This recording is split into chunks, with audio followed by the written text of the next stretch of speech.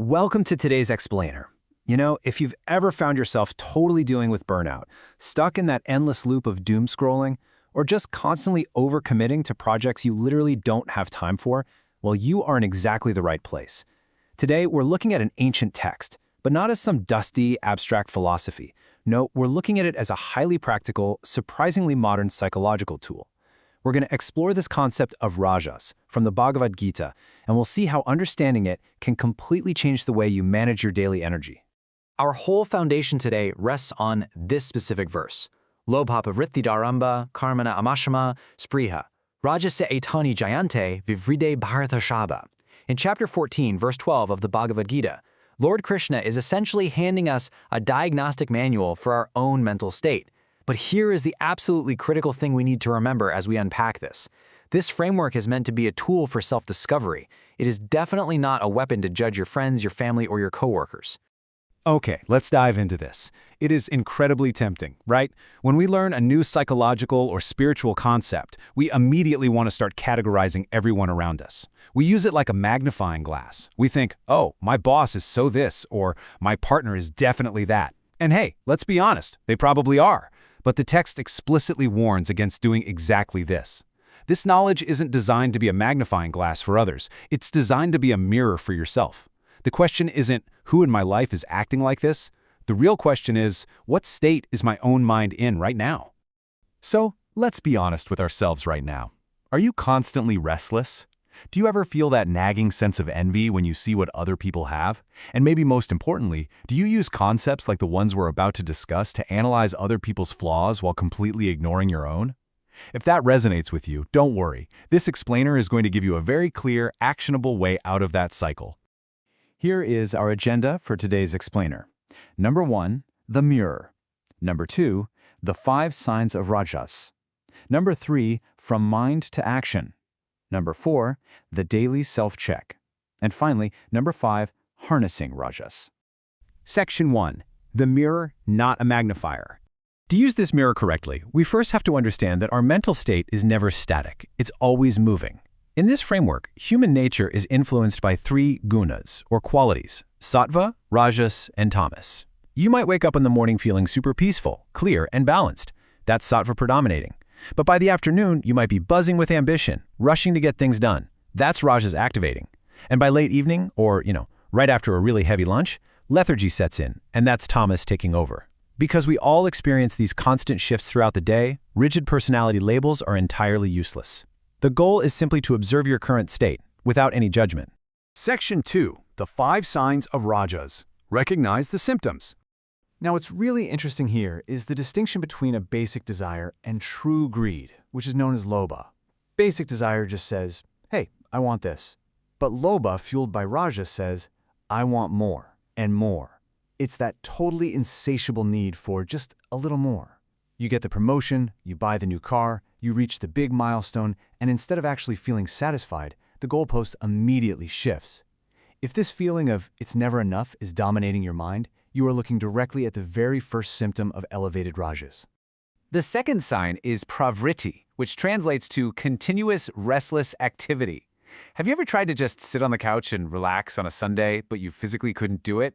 Like you suddenly have the urge to check your phone, reorganize the junk drawer, or plan next week's meals. One task finishes and another instantly begins. This isn't calm, purposeful duty. This is a deep inner anxiety that literally forces you into motion. It's the sheer inability to just sit still and exist. Building right on top of that restless activity is the third sign, aramba, or initiation.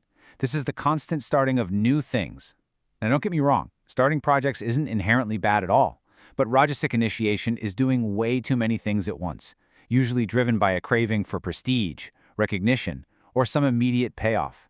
It's like opening 10 browser tabs in your brain simultaneously, just because you are so attached to the results they might bring, rather than focusing on the quality of the work itself. And naturally, all that initiating leads perfectly into our fourth sign, asham, or complete restlessness. This is such a fascinating disconnect between the body and the mind. Your body might physically be resting in bed, entirely still, but internally, wow, your mind is furiously racing. I'll do this tomorrow, then I'll do that. Wait, what if this goes wrong? What did they even mean by that email? It is the absolute total absence of inner peace, where the mind simply refuses to take a break. The fifth and final sign is spriha, which is a very specific type of longing. Imagine you have something, a phone, a good job, a nice home, and you are perfectly happy with it. But then, you happen to see someone else with a newer, shinier, better version of that exact same thing. Suddenly, your perfectly good possession feels completely inadequate.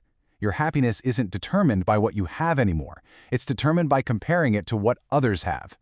This intense envy is a massive red flag that Rajas has completely taken the wheel. Section 3. From Mind to Action. How Rajas Spreads. So how does a single quiet thought explode into all this chaotic external action? It operates a lot like a snowball rolling down a steep mountain, just gaining speed and mass. It starts small with rag, a simple attachment. But then boom, that attachment quickly mutates into lobha, the greed for more. That greed instantly demands action, leading you straight into pravritti, this constant doing. And the doing spirals right into arambha, kicking off a dozen new projects at once. All this juggling shatters your peace, throwing you into asham, total mental restlessness. And finally, exhausted, you look around and fall into spriha, intensely longing for whatever anyone else has. One step violently fuels the next, creating this chaotic fire of momentum. Breaking down the mechanics here, you can see exactly how this operates. The origins are entirely internal, in what the text calls the antakarna, your mind, intellect, and ego. It starts as just a quiet desire in the mind, forms into a plan in the intellect, and then becomes a demand from the ego saying, I absolutely must have this. Then, this internal command center orders the indriyas, your external senses and actions, into endless, exhausting motion. The internal chaos directly commands the external burnout. It's wild when you see it laid out like this.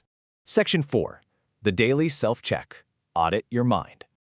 All right, let's take a deep breath, slow things down a bit, and apply this to our highly demanding modern lives. I actually highly encourage you to take a screenshot of the list we have up right now. These 5 questions form an incredibly powerful private audit of your daily mental state. Tonight, ask yourself, 1. Despite what I achieved today, did I just crave more? 2. Was I needlessly active, unable to just sit still? 3. Did I initiate unnecessary projects out of pure ambition? 4. Was my mind constantly racing with future plans? And 5. Did I covet what others have? If your answer to any of these is yes, remember, do not judge yourself. You are simply observing that Rajas is currently elevated in your mind. Section 5. Harnessing Rajas. Channel the energy. This brings us to a really vital realization. We absolutely should not fear or hate Rajas. At its core, Rajas is not the enemy. Not at all. It is simply raw, kinetic energy. It is the energy of progress, of building, of creation, and of true enterprise. Literally, without it, nothing in the world would ever get done. The danger doesn't lie in the energy itself. The danger lies purely in letting greed and attachment hold the steering wheel. And this brilliantly illustrates the transformation we are aiming for. On one side, we have unchecked Rajas. When this energy is driven by greed, anxiety, and ego, it leads straight to burnout and chaos. But look at the alternative. When we illuminate this exact same energy with Sattvic clarity, with balance, wisdom, and a higher purpose, it completely transforms. Activity becomes focused duty. Restless ambition becomes public service and meaningful progress. You literally turn a source of mental exhaustion into a superpower for good.